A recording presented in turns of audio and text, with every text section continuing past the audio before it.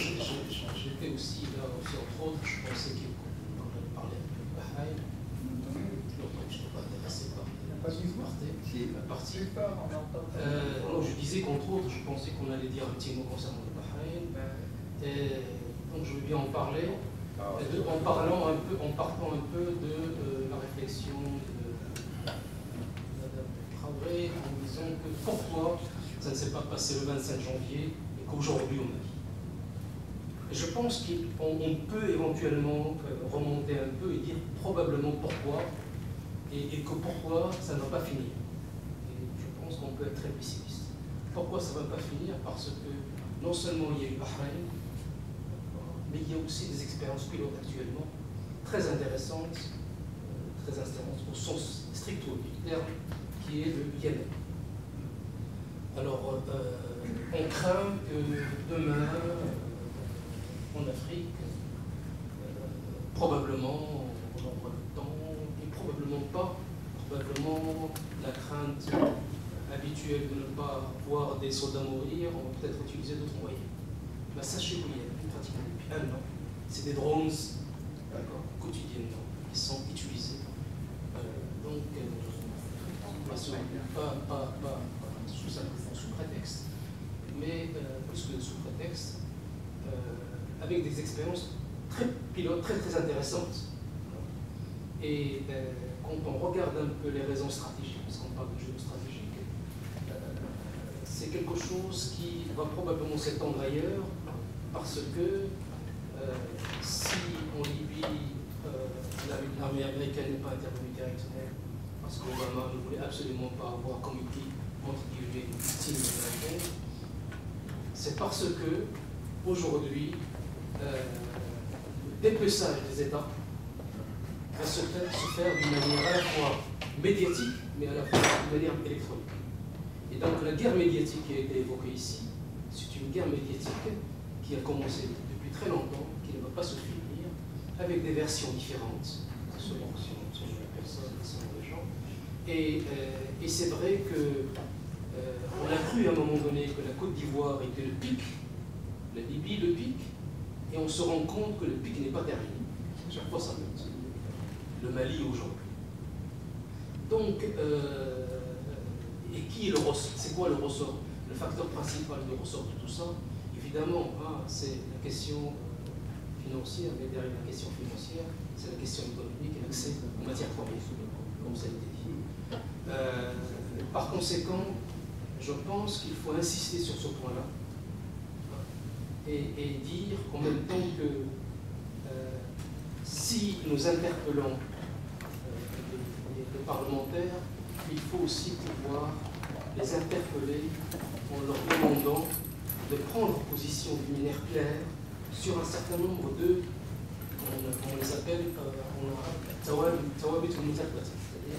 les principes intangibles. Les principes intangibles.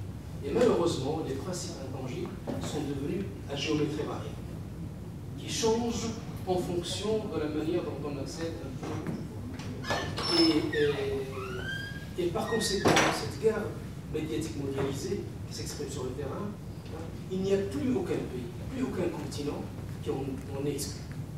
Et c'est ce qui fait à la fois, je pense, notre faiblesse, qui nous fait construire, mais aussi en même temps notre force et notre faiblesse. Parce que ça se décide ailleurs, ça s'expérimente ailleurs, et puis d'un coup, un an plus tard, on voit que ça ressort quelque part. Et pour la crise malienne, ce qu'on appelle la crise avec un euphémisme, je pense qu'il serait temps de réagir d'une manière forte, parce que la crise malienne, c'est véritablement la crise géostratégique. Parce qu'elle a plus que des dommages collatéraux dans la région, jusqu'au Maghreb, mais aussi, même parce que derrière aussi, nous avons aussi des fortes présomptions d'intervention du Qatar et de l'Arabie Saoudite dans cette région. Oui, absolument.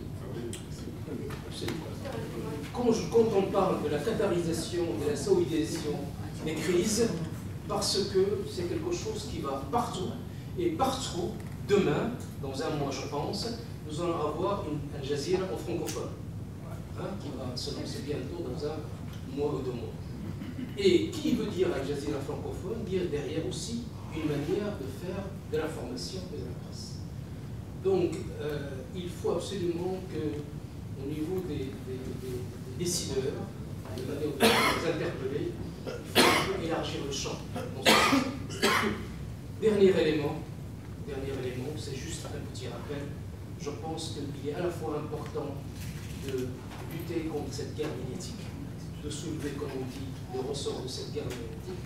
Mais en même temps, je pense qu'il faut éviter les écueils, de retomber aussi dans des versions toutes faites, même si parfois ça nous dérange. Donc, par conséquent, rapidement, sur ce qui a été dit concernant la série, je connais très bien, il est clair que ce qui s'est passé là, il y a une partie de la manipulation qui est claire. Il y a une partie de la manipulation. En même temps, on tirait, je dirais, des conclusions un peu hâtives pour une relégitimation d'un régime dictatorial de 40 ans, qui est le régime syrien, dans lequel les Kurdes ont été exclus pendant des années. Laissez les Syriens qui parlent, s'il vous plaît. Laissez les Syriens qui parlent de la Syrie.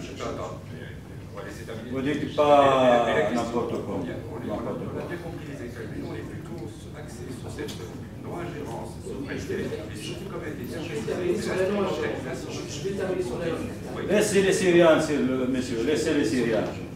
Donc je disais que c'est un régime qui a exclu 300 000 Kurdes d'un pays, et que par conséquent, si on doit absolument lutter contre toute ingérence, il faut absolument lutter contre toute ingérence